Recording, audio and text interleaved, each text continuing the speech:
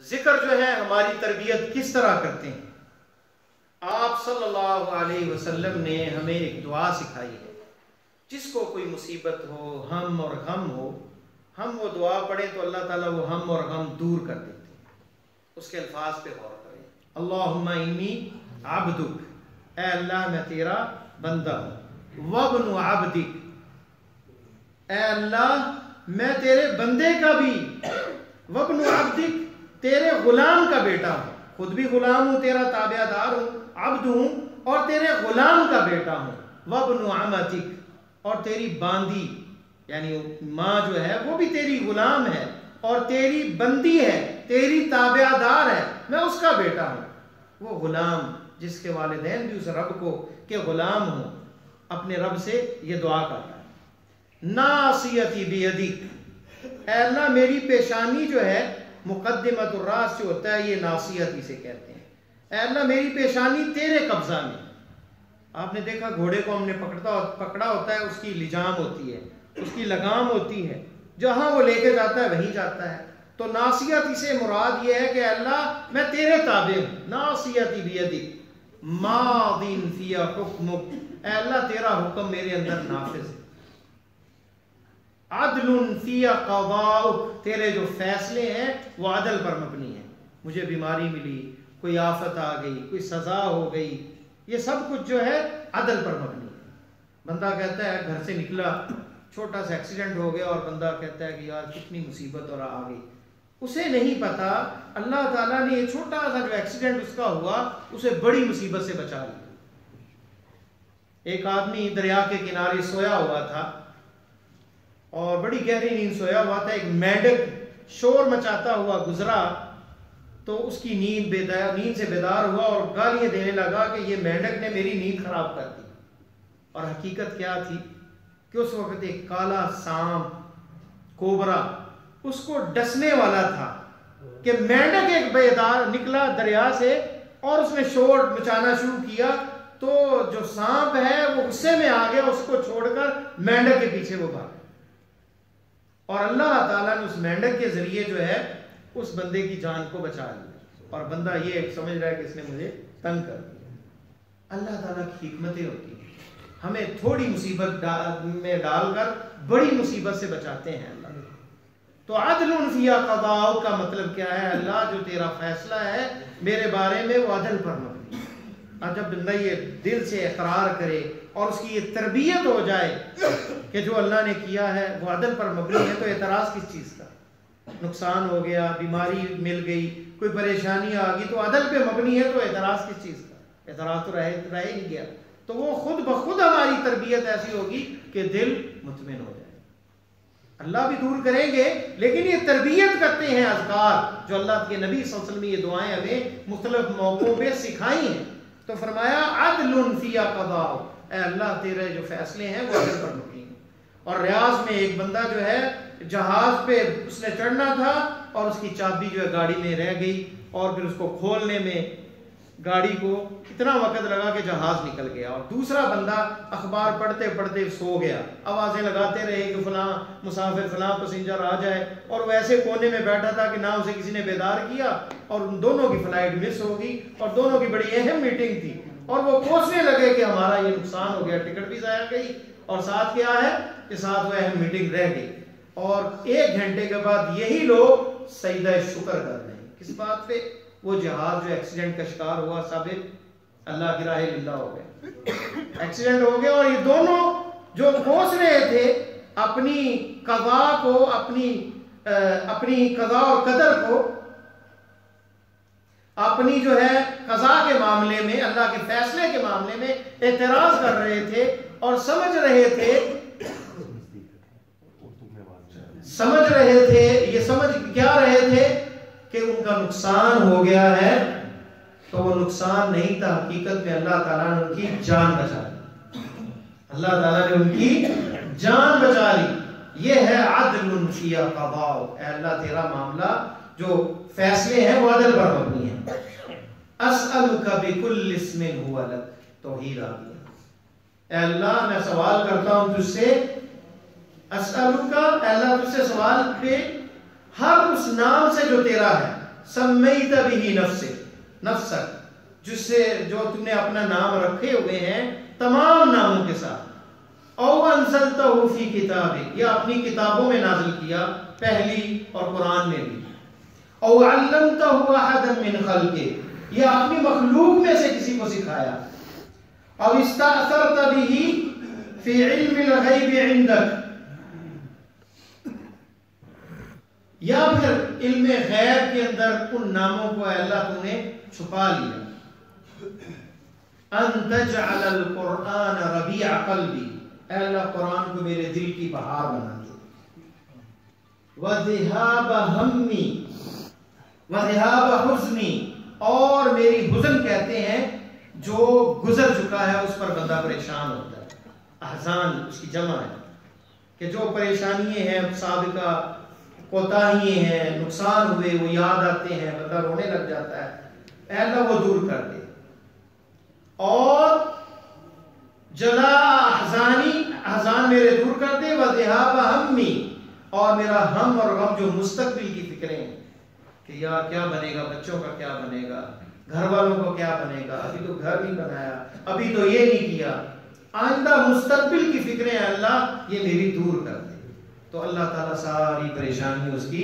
دور کر دے۔ اب یہ دعا کی کلمات اگر ہم مفہوم کے ساتھ پڑھیں تو کتنا عظیم اس میں تربیت ہے، اس میں کوئی واسطہ ہے کسی کا، کوئی وسیلہ ہے کسی کا، اللہ کو اس کے ناموں کے ساتھ ہوگا، ہاں وسیلہ اس میں ہے اللہ کے ناموں کا وسیلہ ہے، للہ الاسماء الحسنى فادعوه بها، اللہ کے اچھے اچھے نام ہیں اس کے ساتھ اس کو پکارا کرو، تو اللہ کے ناموں کا وسیلہ اس کے اندر موجود ہے، تو اللہ کے ناموں کا وسیلہ لیا گیا اور اللہ کو مخاطب کیا گیا، تو اللہ تعالیٰ جو ہے پھر اس کا ہم اور احزان دور کر دیتے۔ اس میں دیکھیں ایک تو ہے کہ قرآن کو کہا کہ ربیع قلبی، قرآن جب بندے کی دل کی بہار بن جائے گا، تعلق مضبوط ہو جائے گا، اس کی برکت سے ہی ساری پریشانیاں دور ہو جائیں۔ ساتھ پھر یہ دعا ہے کہ اللہ میرے حزن بھی دور کر دے، جلا کر بخش، اس کو احزان بھی دور ہو جائیں اور ہم اور غم بھی دور ہو جائیں، تو اللہ تعالیٰ اس کے ہم اور غم دور کر دے، یہ ہے مفہوم۔ ایک اور دعا ہے، اس کے لیے انعام ہے جو یہ دعا سنائے گا، یہ مخلد عود، اس کے لیے مدینہ سے، گھر سے نکلنے کی دعا بچوں میں سے کون سنائے گا؟ بچوں میں سے کون سناتا ہے؟ گھر سے نکلنے کی دعا، گھر سے ہم نکلتے ہیں نا، آپ صلی اللہ علیہ وسلم نے ایک دعا سکھائی، بچوں میں سے کسی کو یاد ہے؟ بسم اللہ ہی اس سے شروع ہوتی ہے، ہاں جس بچوں کو، ہاں سنائے، بسم اللہ توکل علی اللہ لا حول ولا قوت الا باللہ، بسم اللہ ہی، توکل اللہ، ہاں اور کوئی بچہ سنائے گا جو صحیح پوری تلفظ بسم اللہ توکلت علی اللہ لا حول ولا قوت الا باللہ، ہاں آ جائیں، جواب صحیح، بسم اللہ توکلت علی اللہ۔ اب دیکھیں یہ دعا ہے چھوٹی سی، اس کے بارے میں حدیث میں یہ آتا ہے جو مطلب گھر سے یہ ذکر ہے، یہ دعا ہے، یہ ذکر ہے گھر سے نکلنے کا جو آپ نے سکھایا، مسنون ہے، جو یہ پڑھ کے نکلتا ہے اس کے 3 جملے کہے جاتے ہیں، ہدیتا تجھے ہدایت ملی، وکفیتا تیری یہ کلمات کفایت کر گئے، ووقیتا اور تیری حفاظت کی گئی، اور حدیث میں لفظ ہے تنحى عنہ الشیطان، شیطان ایک طرف ہٹ جاتا ہے اور کہتا ہے اب میں اس بندے کا کیا کروں جس کو ہدایت مل گئی، جس کے لیے کلمات کفایت کر گئے اور جس کی حفاظت کی گئی، اب میں کچھ نہیں کر سکتا۔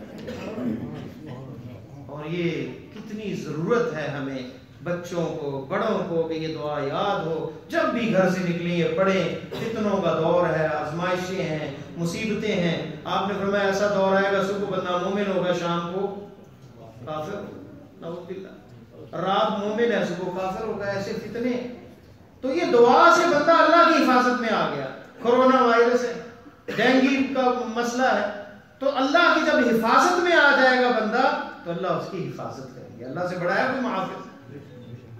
کتنے چھوٹے سے جملے، بسم اللہ یہ سب کو یاد ہے، توکلت علی اللہ دوسرا جملہ ہے، ولا حول ولا قوت الا باللہ، اور نہ میرا کوئی ہیلہ ہے نہ قوت ہے الا باللہ، اللہ کے ساتھ۔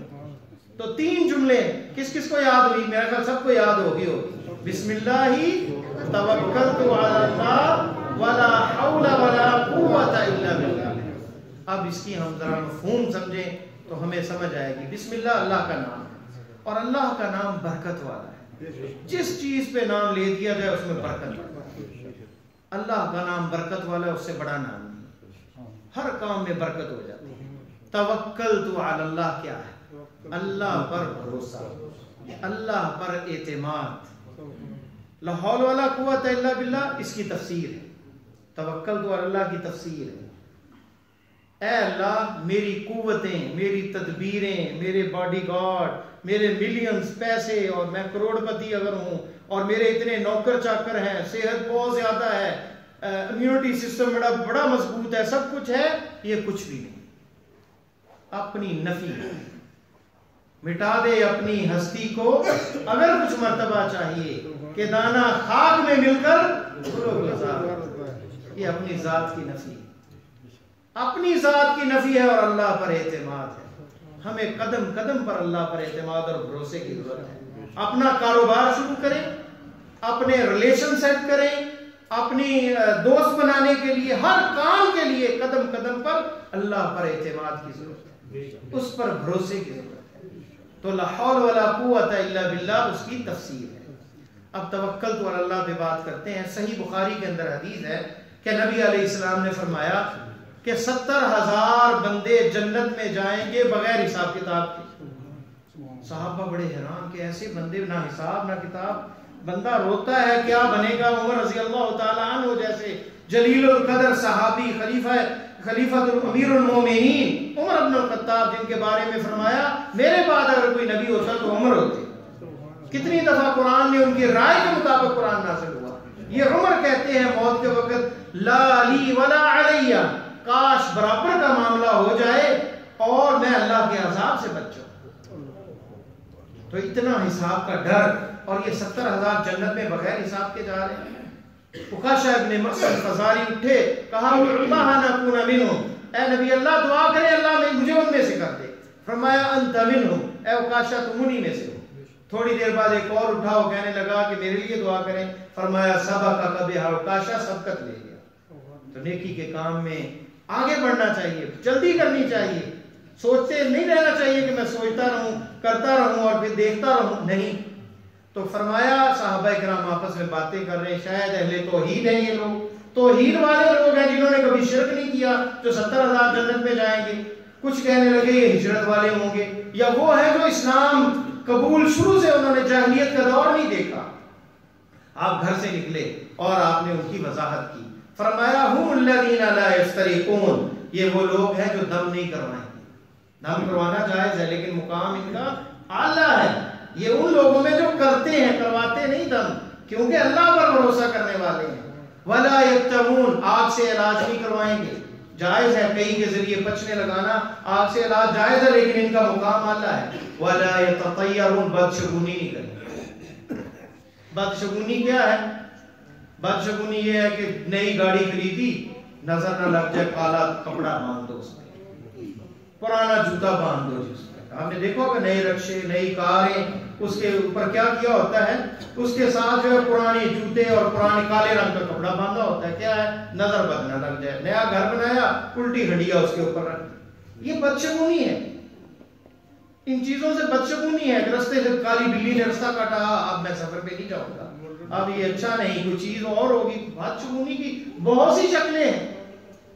ولا یتطیرون, تطیر اس لیے کہا کہ جاہلیت کے دور میں دائیں جانب سے پرندہ جاتا تو کہتے یا طیر خیر, یہ خیر کا پرندہ ہے, نکل جاتے.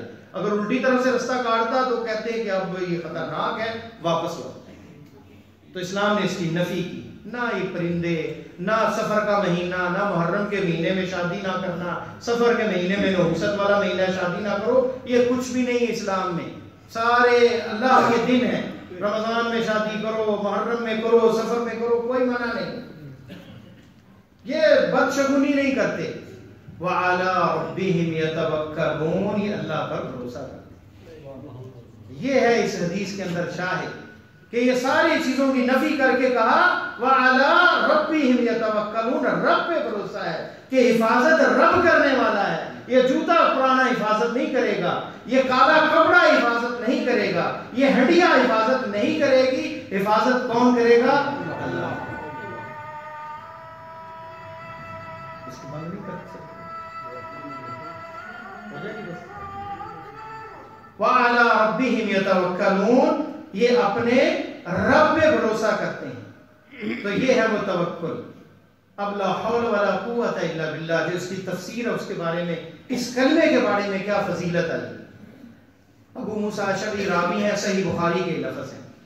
آپ نے صحابہ سے مخاطب ہو کے کہا الا اخبرکم بکنز من کنوز الجنہ، کیا میں جنت کے خزانوں میں سے خزانے کے بارے میں نہ بتاؤں؟ صحابہ نے کہا کیوں نہیں ہے نبی اللہ؟ تو پیارے حبیب صلی اللہ علیہ وسلم نے کیا ارشاد فرمایا؟ کون سے کلمات کہے؟ فرمایا قل لا حول ولا قوت الا باللہ. یہ لا حول ولا قوت الا باللہ جنت کے خزانوں میں سے خزانہ ہے. ان تمام چیزوں کے اثرات کب ہوتے ہیں؟ جب دل سے اور زبان سے دونوں ملے ہوں اور مفہوم کا پتہ ہو، محبت سے ادا کیے ہوں. تو دیکھیں زندگی کیسے بدلتی ہے. ابن قیم کہتے ہیں اور ابن تیمیہ، شیخ الاسلام ابن تیمیہ، جب دروازے بند ہو جاتے، پریشانی آ جاتی، کسی مسئلے کی سمجھ نہ آتی، تو لا حول ولا قوت الا باللہ کا کثرت سے ورد کرتے تو اللہ تعالیٰ وہ پریشانی اور وہ دروازے کھول دیتے. عوف ابن مالک الاشجعی رضی اللہ تعالیٰ عنہ کا واقعہ امام عماد الدین ابن کثیر رحمہ اللہ نے اپنی تفسیر القرآن العظیم میں ابن کثیر میں ذکر کیا اور ابن ابی حاتم نے اپنی تفسیر میں ذکر کیا ہے. یہ روایت ضعیف ہے سند کے اعتبار سے، لیکن کیونکہ لا حول ولا قوت الا باللہ کی عظمت اور اس کی فضیلت ثابت ہے، اس لیے استئناساً انہوں نے اس واقعے کو ذکر کیا. ان کا بیٹا مالک جو ہے ایک میدان جہاد میں کسی لڑائی کے اندر قیدی بنا لیے جاتے ہیں اور یہ میاں بیوی اپنے اللہ کے نبی صلی اللہ علیہ وسلم کے پاس آتے ہیں اور آ کر کہتے ہیں اے نبی اللہ، ہمارا بیٹا مالک وہ دشمن کے پاس ہے، ہمیں ہمارے لیے دعا کریں، ہمیں کوئی ایسی چیز بتائیں کہ ہم دونوں اس کا ورد کریں. فرمایا کہ لا حول ولا قوت الا باللہ. کہتے ہیں ہم گھر آئے، بیوی نے پوچھا کیا بتایا آپ صلی اللہ علیہ وسلم نے؟ فرمایا کہ لا حول ولا قوت الا باللہ کا ورد بتایا. دونوں ساری رات لا حول ولا قوت الا باللہ پڑھنے لگے. لا حول ولا قوت الا باللہ جو ہے وہ پڑھنے لگ گئے اور صبح ہوئی، فجر کی اذان ہوئی، فجر کا وقت ہوا، دروازہ نہ ہوا. دروازہ کھولا تو بیٹا مالک سامنے کھڑا ہے. کہا ہے مالک تم کیسے؟ اتنی دور دشمن. کہا رات کے وقت میری بیڑیاں کسی ہوئی تھی لوہے کی، اچانک وہ کھلنا شروع ہو گئی. میں نے ہاتھ آزاد کیے، اپنے پاؤں کھولے، ان کے جانور تھے، اونٹ بھیڑ بکریاں جو تھیں ان کو ساتھ ہانکا. سفر بڑا لمبا تھا اور مجھے اچانک محسوس ہوا کہ گویا فرشتوں نے مجھے اٹھا لیا ہے. اور وہ اتنا لمبا سفر پوری رات سے فجر کے وقت میں یہاں پہنچ گیا. ویسے پتہ نہیں کتنا دور تھا وہ فاصلہ. یہ اگرچہ سندن ضعیف ہے لیکن اس میں لا حول ولا قوت الا باللہ کا تذکرہ ہے. تو یہ ہے اللہ پر بھروسہ، یہ اللہ پر توکل، یہ ہے وہ توحید کہ ہر چیز کی نفی کرنے والا وہ ہے، نفع دینے والی ذات وہ ہے. یہ اذکار ہمیں موحد بناتے ہیں. توحید والا، اللہ پر بھروسہ کرنے والی یہ اذکار، یہ ان کی فضیلت صرف ورد نہیں ہے، یہ ہماری تربیت بھی کرتے ہیں، اس سے ہماری تربیت بھی ہوتی ہے. نبی علیہ السلام نے آپ دیکھیں سبحان اللہ ہم کہتے ہیں. ایک حدیث میں آتا ہے کہ الحمدللہ تملأ المیزان، صحیح مسلم کی روایت ہے. الحمدللہ سے میزان اللہ کا بھر جاتا ہے. سبحان اللہ والحمدللہ تملأ آن ما بین السماوات والارض. زمین و آسمان کی کتنی بلندیاں آسمان کی اور زمین کی کتنی وسعتیں، ان دونوں کو بھر دیتی ہیں اجر سے. سبحان اللہ اور الحمدللہ کے. جنت میں ایک درخت لگتا ہے، 500 سال گھوڑ سوار اس کے نیچے بھاگے اس کا سایہ ختم نہیں ہوتا.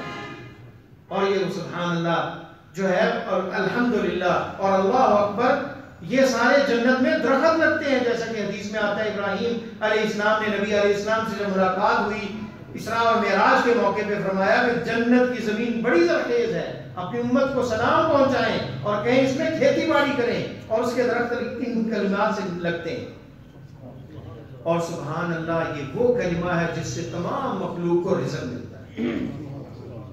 وَإِن مِّن شَيْءٍ إِلَّا يُسَبِّحُ بِحَمْدِ رَبِّهِ. جتنی بھی کائنات میں چیزیں ہیں وہ اللہ کی تسبیح کرتی ہیں. سبحان اللہ وہ عبادت ہے جس میں پوری کائنات شریک ہے. چرند پرند درخت ہر چیز کائنات کے اندر جو ہے وہ اللہ کی تسبیح بیان کرتی ہے. وَلَكِنْ لَا تَفْقَهُونَ تَسْبِيحَهُمْ. ہمیں ان کی سمجھ نہیں آتی. یہ پرند چرند ہر چیز اللہ کی تسبیح بیان کرتی ہے. تو سبحان اللہ سے اللہ کا رزق ملتا ہے. اس لیے صحیح بخاری کی حدیث جو لائی امام بخاری، آپ نے کیا فرمایا؟ کہتے ہیں کلمتان حبیبتان الی الرحمن. دو ایسے کلمات ہیں رحمان کو بڑے پسند ہیں. ثقیلتان فی المیزان. میزان کے اندر بڑے بھاری ہیں. خفیفتان علی اللسان. زبان پر بڑے خفیف ہیں، ہلکے. کیا ہے وہ کلمات؟ سبحان اللہ وبحمدہ، سبحان اللہ العظیم. پاک ہے میرا اللہ اپنی حمد کے ساتھ. سبحان اللہ العظیم، پاک ہے میرا اللہ جو عظمت والا ہے. پھر ایک اور کلمہ، ایک اور سید الاستغفار بتایا آپ نے. فرمایا کہ جو بندہ سید الاستغفار صبح پڑھ لے، شام کو موت آئے تو وہ جنتی ہے. رات کو پڑھا تو صبح سے پہلے موت آ گئی تو وہ جنت میں جائے گا. اللہم انت ربی لا الہ الا انت خلقتنی.